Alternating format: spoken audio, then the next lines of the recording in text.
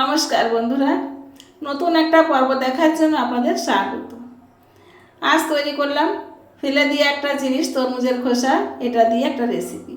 খোসাটা আমি পরিষ্কার করে সবুজ যে অংশটা ওটা বাদ দিয়ে ধুয়ে নিয়েছি। তারপর একটা ছোটো গ্রেটার দিয়ে গ্রেট করে নিয়েছি।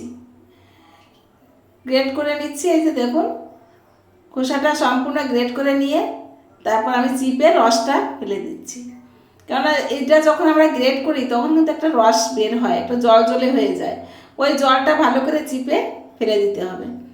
জলটা ভালো করে ফেলে দিয়ে নিয়ে তারপর চলে গেলাম গ্যাসের পাশে, রান্নাঘরে গিয়ে কড়াইটা বসিয়ে দিলাম। কড়াই দিয়ে দিলাম 2 টেবিল চামচ ঘি। 2 টেবিল চামচ ঘি দিয়ে ঘিটা একটু গরম করে নিয়ে যে জলটা চিপে রেখেছিলাম তরমুজের খোসাটা গ্রেট করা, ওটা দিয়ে দিলাম।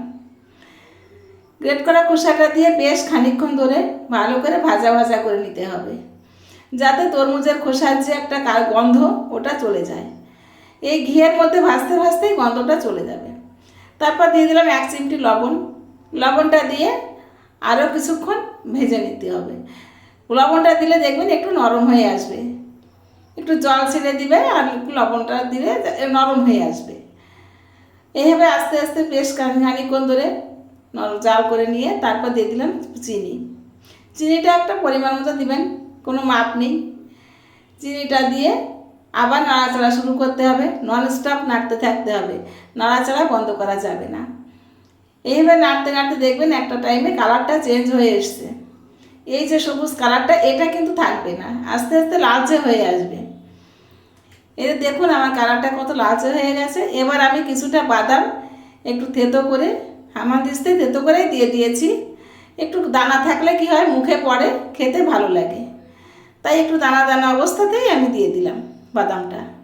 বাদামটা দিয়ে আরও কিছুক্ষণ নাড়াচাড়া করে নিলাম। আজকের ভিডিওটা যদি আপনাদের ভালো লাগে আমাকে কমেন্টে জানাতে ভুলবেন না কিন্তু।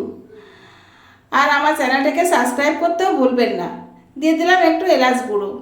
এলাচ গুঁড়োটা দিয়ে আরেকটু নাড়াচাড়া করলাম। এবার আর বেশিক্ষণ নাড়াচাড়া করব না, প্রায় হয়ে এসছে। এবার আরেকটু ঘি অ্যাড করে আমি নামিয়ে দেব। যাই হোক বন্ধুরা, আপনারা যদি আমার ভিডিওটা আমার ফেসবুক পেজ থেকে দেখেন তাহলে আমার পেজটাকে ফলো করে আমার পাশে থাকবেন। আর যদি আপনার ইউটিউব চ্যানেল থেকে দেখেন তাহলে আমার চ্যানেলটাকে সাবস্ক্রাইব করে পাশে থাকা বেল আইকনটি অন করে দিবেন, যাতে নতুন নতুন ভিডিও আগে আপনাদের মাঝে পৌঁছে যায়। দেখতে পাচ্ছেন তো বন্ধুরা, কালারটা কত চেঞ্জ হয়ে গেছে, কত সুন্দর একটা কালার এসছে। মনে হচ্ছে না যে নারকেলের নাড়ু তৈরি করছি। খেতেও কিন্তু অসাধারণ হয়েছে। এইভাবে আপনারা করে খেয়ে দেখবেন, খেয়ে অবশ্যই আমাকে জানাবেন কেমন হলো।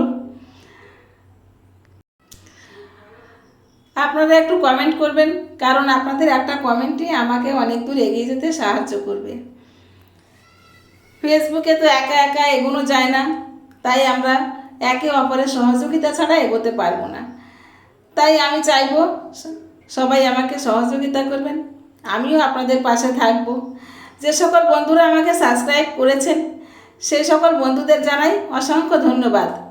আর যারা এখনও সাবস্ক্রাইব করেননি সেই সকল বন্ধুদের বলবো, প্লিজ সবাই আমার চ্যানেলটাকে সাবস্ক্রাইব করুন, করে আমার পাশে থাকুন। আর আমার ফেসবুক পেজটাকে ফলো করে আমার পাশে থাকুন।